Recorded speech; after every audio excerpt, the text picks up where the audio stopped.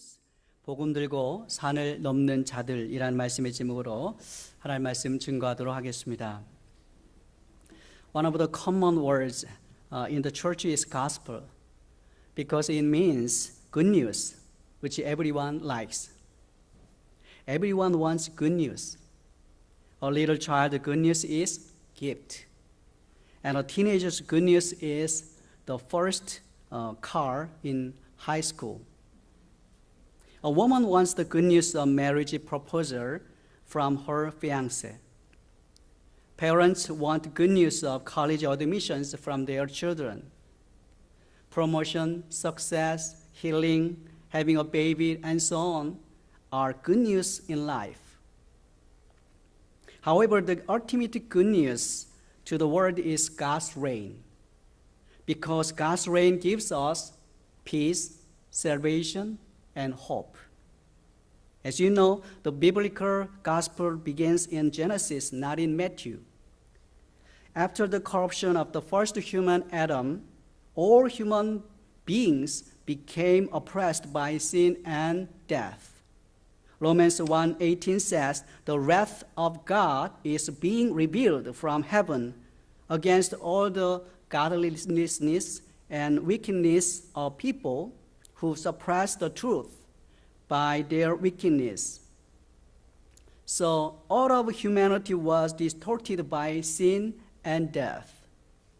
All nations and people suffered by sin and death. Therefore, we need the exodus from disastrous situations. One of the greatest good news in the history of Israel was the exodus from Egypt. The Israelites had been enslaved more than 400 years. Numerous babies were killed by the Pharaoh of Egypt for control of Hebrews. They were deprived of freedom and rights and were oppressed, living in the restricted land.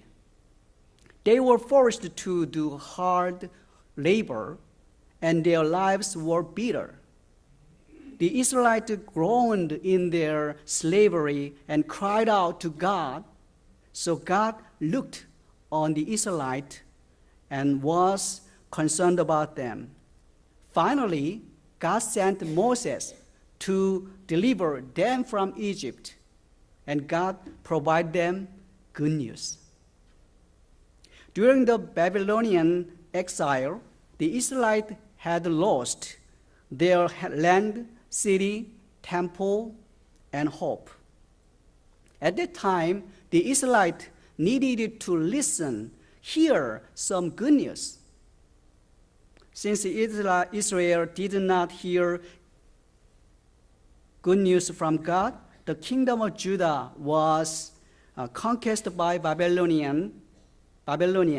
Lots of Israelites, including leaders in Judah, were dragged as slaves in 586 BC. Although the unthinkable exile had happened, now the prophet Isaiah encouraged us to hear the good news. Today's text, verse 7 says, "How beautiful on the mountains are the feet of those who bring good news, who proclaim peace, who bring good tidings, who proclaim salvation, who say to Zion, 'Your God reigns.'" Yes, it was good news of liberation, freedom, and joy for the Israelites. The exile formally ended in 538 BC, when the Persian conqueror of Babylon, Cyrus the Great, gave the Jews permission to return to Palestine. God of all nations made this happen. On our country, Hanguk was also oppressed by Japan for 36 years. From August 29, 1910 through August 15, 1945. Our people couldn't use our language, and we are coerced to change our names to Japanese name. We lost land, rights, and traditions during the period. It is a shameful history to us. But our ancestors cried out and prayed to God for help. Finally, God listened to our painful prayers and gave us good news. As Japan lost in World War II and surrendered, our home country was able to regain freedom and salvation. It was good news for our country. Beyond getting one's liberation or freedom, the greatest of good news is liberation from sin and death and eternal life over death. Nobody had overcome these worlds of sin and death until Jesus came. As the Old Testament promised, the Son of God, Savior, Jesus Christ came to earth and proclaimed peace, salvation, and hope. The Lord promised, I am the resurrection and the life. The one who believes in me will live, even though they die. And whoever lives by believing in me will never die. Yes, it is good news. It is good news, not only to us, but for all nations and people. Now our church with two other churches will go to Dominican Republic in order to deliver the good news. Gospel is good news for the world. As the prophet Isaiah proclaimed the gospel, we will do. As Jesus Christ gave gospel, we Christians, as the disciples of Christ, will spread the gospel for peace, salvation, and hope.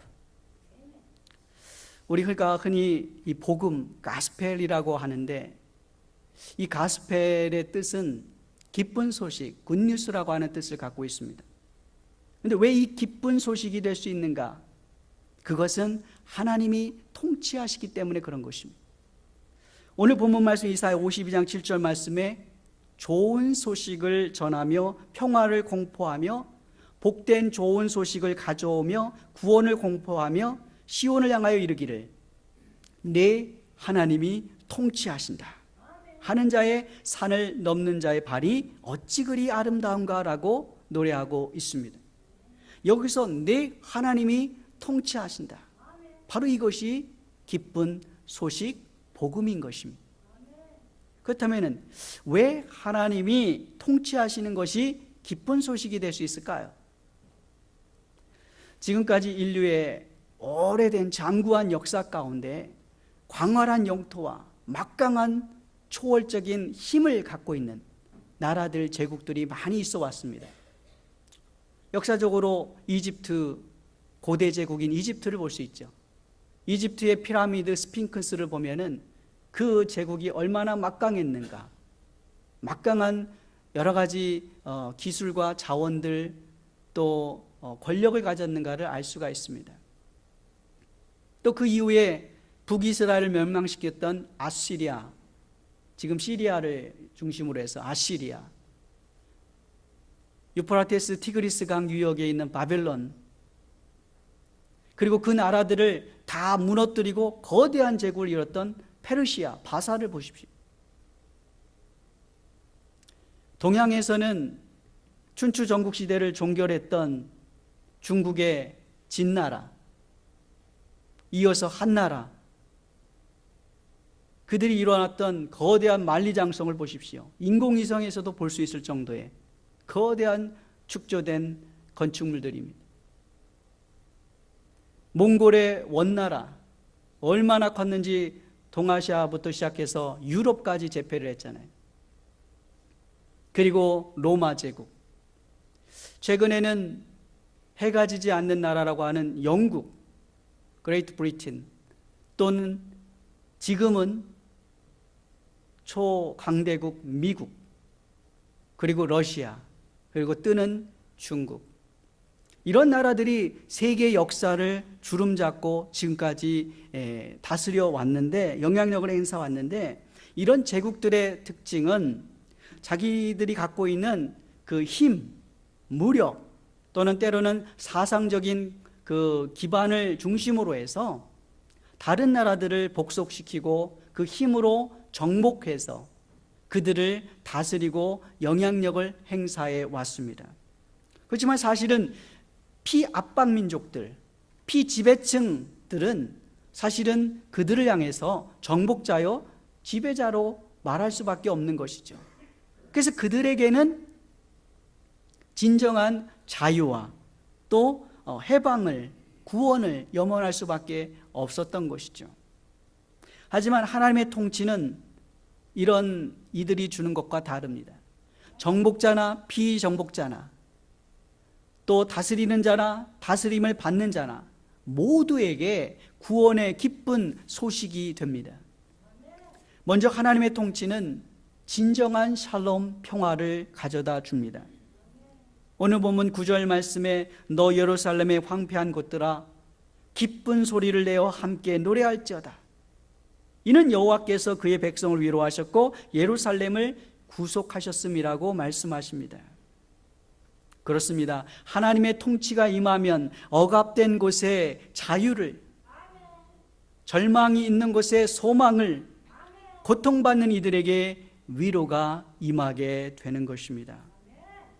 그렇다고 억압받은 민족이나 계층이 힘을 다시 회복해서 그동안 우리를 못살게 굴고 짓눌렸던 그놈들 다시 일어나서 복수하고 다시 저들을 때려 눕혀야 되겠다, 그런 평화가 아닙니다. 세상 모든 나라와 민족들이 제공할 수 있는 자기들의 힘의 기반으로 한 평화는 극히 한시적이고 제한적일 수밖에 없기에 온 우주의 주인이시며 역사의 주관자이신 하나님을 섬김으로 진정한 영원한 평화를 우리가 누리게 되는 것, 그게 바로 하나님의 통치가 임함으로 오게 되는 샬롬이요 평화인 것입니다. 여러분 자신에게 한번 질문을 해보십시오. 나는 정말 샬롬을 누리고 있는가? 나는 정말 평화를 누리고 있는가? 여러분, 이 세상에는 소위 말해서 가장된 평화와 샬롬이 많이 있습니다. 물질이 있을 때 또는 내가 힘을 가질 때 감히 누구도 나에게는 아무렇게 못해. 내가 권력이 있으면 감히 다른 사람이 나를 깔보지 못해. 이럴 때 오는 어떤 가장된 평화, 그것은 가짜인 것입니다. 진정한 평화는 하나님의 통치를 통해서만 우리에게 임하게 됩니다. 그렇다면 어떻게 이런 평화가 가능합니까? 사실 우리가 사는 이 국제사회는 약육강식의 시대입니다. 힘이 있는 나라가 땅을 딱 점령하면은 어떻게 할 수가 없어요. 국제사회에 가서 목소리를 높여도 러시아가 딱 점령하면은 말 못하는 시대가 이 약육강식의 승자 독식의 국제질서 아닙니까? 이런 사회에 어떻게 진정한 평화 샬롬을 가져올 수 있겠는가? 그러나 사도행전 10장 36절에 만유의 주 되신 예수 그리스도로 말미암아 화평의 복음을 전하사라는 말씀이 있습니다. 어느 한 민족, 힘이 있는 민족 또는 뛰어난 민족만의 어떤 주님이 아니라 피압박 민족, 서름을 당하는 민족, 고통을 당하고 있는 민족 또는 지배층 할 것 없이 만유의 주 되신 예수 그리스도로 말미암아 화평의 복음이 전해지게 된다는 것입니다.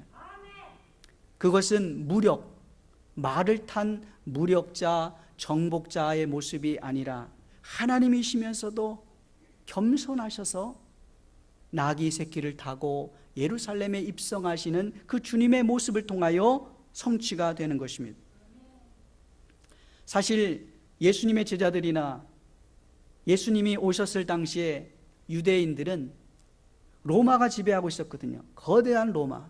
그 로마가 주는 팍스 로마나 그 로마가 주는 평화에 길들여져 있는 상황에서 메시아 예수 그리스도가 왔을 때 무언가 예수님이 엄청난 기적을 일으키고 힘을 이용해서 로마 제국을 전복시키고 무너뜨리고 어떤 정치적인, 어떤 경제적인 어떤 평화를 원했습니다.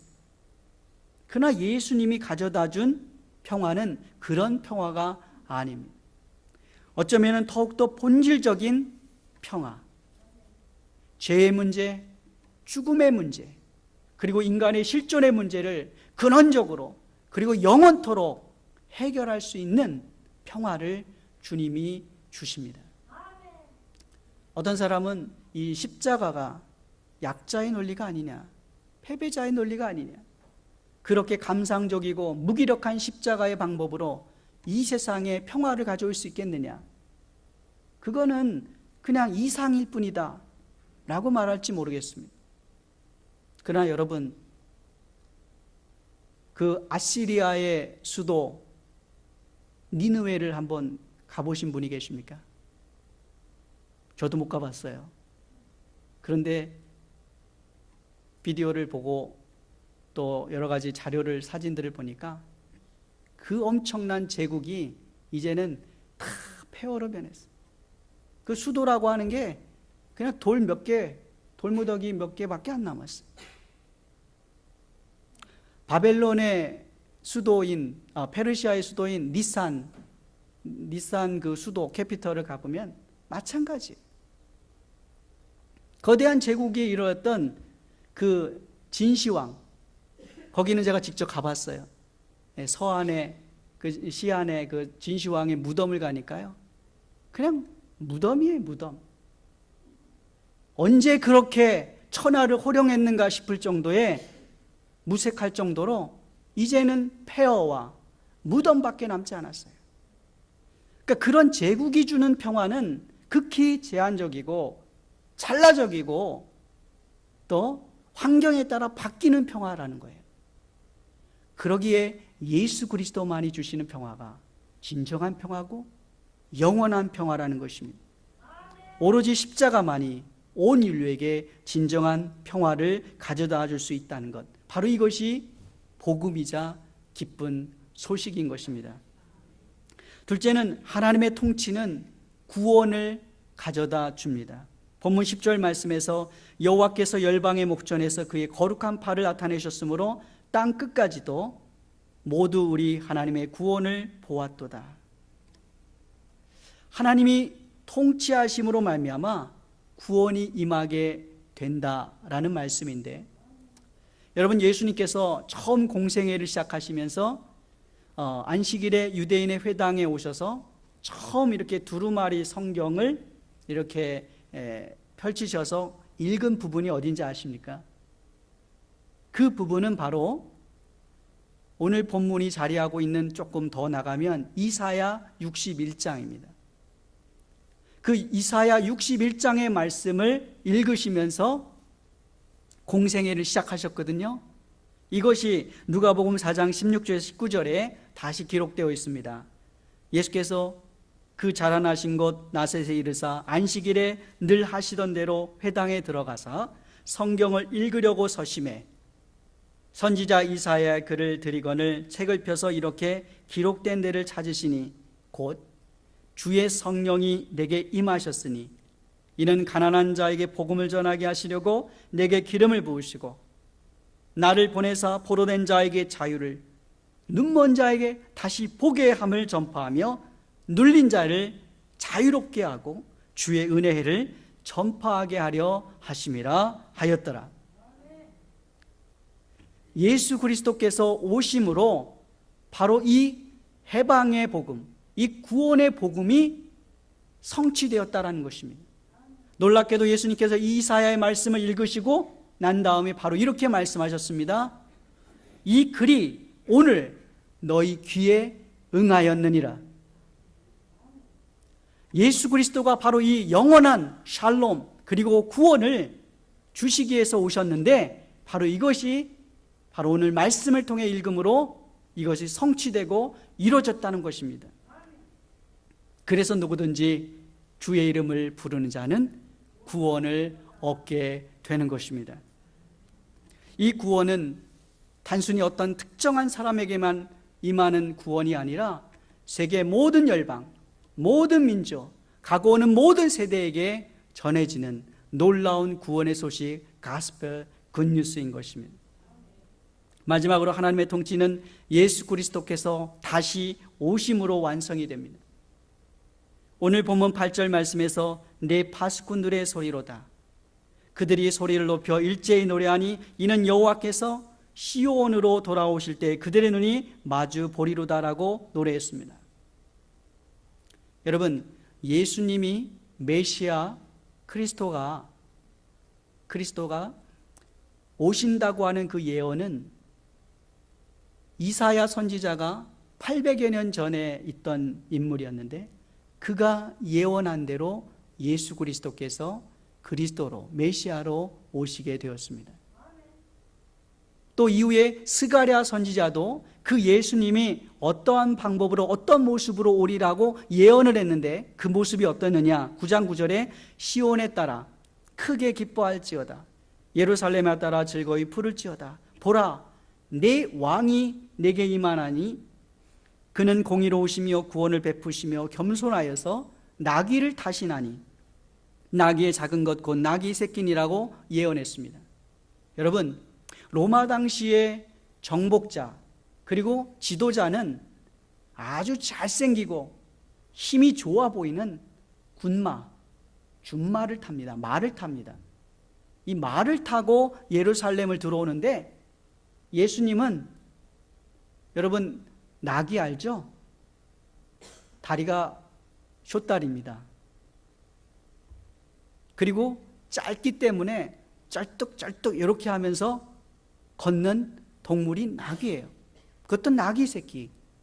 예수님이 그 말을 타지 않고 나귀를 타고 예루살렘으로 입성했는데 왜 그랬냐? 바로 이 스가랴 선지자가 이미 700여 년 전에 스가랴 선지자가 이것을 예언했습니다. 그래서 예수님이 그 나귀를 타고 예루살렘에 들어오신 것입니다. 바로 온 인류에게 평화와 구원을 베푸실 왕이 오신다고 하는 말씀이 수많은 선지자를 통하여 예언자들 통하여 예견된 것이 그대로 성취가 된 것입니다. 이처럼 메시아이자 그리스도인 예수님이 오신다는 예언은 하나도 남김없이 예언이 맞아떨어졌고 성취가 되었습니다. 이제 마지막 딱 하나 남았어요. 마지막 딱 하나 남은 마지막 예언이 무엇일까? 그것은 그 왕이 시온에 돌아온다라는 것입니다. 바로 예수 그리스도께서 다시 이 땅에 오신다고 하는 재림 예수 그리스도의 약속이 마지막 예언인 것입니다. 그 역사의 마지막 때에 온 인류와 우주에 하나님의 통치가 임함으로 평화와 구원이 완성될 것입니다. 여러분, 우리 크리스찬, 영어로 크리스찬은 이 무슨 뜻이에요? 이것은 크라이스트 그리고 사람들, people이라고 하는 뜻의 합성어입니다. 우리 크리스찬들은 그리스도를 따르는 자들입니다. 이게 크리스찬이에요. 그러면 크리스찬은 무엇을 지금 소망하고 기다려야 하는가? 예수님께서 그렇게 구약에서 예언한 대로 이 땅에 메시아로 오셔서 우리를 위하여 십자가에 달려 죽으시고 부활하셔서 하늘로 올라가셨습니다. 승천하셨습니다. 그리고 마지막 예언을 주셨는데 그건 뭐냐? 너희들이 본 그대로 다시 오리라. Second coming.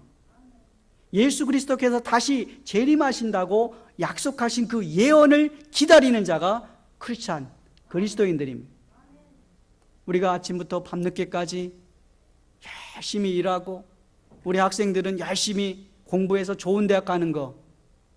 그런데 여러분, 그 삶에 매몰되어서 다시 오시는 그 그리스도의 오심을 잊어버리면 안 되는 거예요. 그것을 반드시 기억해야 합니다. 그리고 이 기쁜 소식, 이 복음의 소식을 주님 오실 때까지 전하는 자들이 우리 크리스찬 그리스도인들입니다. 그래서 우리는 도미니카로 떠납니다. 복음 들고 산을 넘는 자들이 되어 복음의 기쁜 소식을 도미니카에 있는 영혼들에게 우리가 전할 것입니다. 사랑하는 여러분 모두가 보내는 선교사, 또 보냄을 받는 선교사가 되어 주시기를 바랍니다. 여러분, 선교지들이 지금 많이 있지만 우리 교회가 점점 힘이 약해져 가지고 성도들이 몇 명 안 남는 교회가 되면은 우리가 후원하는 선교지들 후원금을 다 끊어야 돼. 무슨 말씀인지 알겠어요? 선교지가 선교를 힘있게 하기 위해서는 그것을 보내는 선교사 역할을 하는 이 미국에 있는 이민교회들이 부흥하고 평화롭고 또 하나님의 나라를 위한 비전이 가득 찬 교회가 되어야, 그래서 선교사들을 많이 후원하고 그들을 서포트할 때, 보내는 선교사가 될 때 선교지에서 선교사들이 마음껏 선교를 할 수 있는 거예요. 지금 한국의 교회들이 예전에는 기독교 인구가 25%나 된다고 자랑하던 때가 있었어요. 그런데 지금은 17% 정도로 떨어졌어요. 앞으로 더 떨어질 거예요. 왠지 아세요? 제가 있는 소속됐던 그 교단도, 영락교회나 이런 큰 소망교회 있는 그런 교회들도 그 교단인데 지금 영아부, 유아부가 없는 교회들이 70%예요. 중고등부 무슨 수련회를 하려고 하면은 부모들이 야, 대학 가야 돼, 입시 공부해야 돼, 그래서 수련회를 안 보내서 애들에게 신앙교육을 못 시켜요. 앞으로 10년, 30년이 지나면 한국 교회가 전 세계에서 두 번째로 선교사를 많이 보냈는데 이제 4위로 떨어졌거든요. 그런데 그 한국 교회가 점점 약해지면은 해외에 보냈던 선교사들 다 들어와야 돼. 아, 옛날이여가 되는 거예요. 그러므로 우리는 오늘 보내는 선교사 역할을 잘 감당해야 돼. 교회를 잘 지키고 교회를 위하여 열심히 봉사하고 하나님 나라를 위하여 일을 할 때 우리의 힘을, 해외 선교, 국내 선교에 힘을 쏟아넣을 수 있는 거예요. 다음 세대를 우리가 길러내야 우리 교회 또 하나님의 선교에 소망이 있는 것입니다. 여러분 같이 따라하겠습니다. 나는 선교사다. 보내는 선교사로서의 역할을 하든지 보냄을 받는 선교사 역할을 하든지 여러분이 둘 중에 하나를 꼭 하시기 바랍니다. 이를 통해서 하나님의 위대한 선교에 동참하실 수 있는 여러분들 되기를 간절히 축원합니다. 우리 이 시간에 우리 도미니카 선교를 가는 분들 나오셔서 함께 득송을 하겠습니다. 주 하나님 지으신 모든 세계라고 하는 찬양을 우리가 할 때 못하는 스페니시로 득송을 하도록 하겠습니다. 우리 도미니카 선교팀 11명 다 이 앞으로 나오셔서 우리 회중을 향하여 서주시기를 바라겠습니다.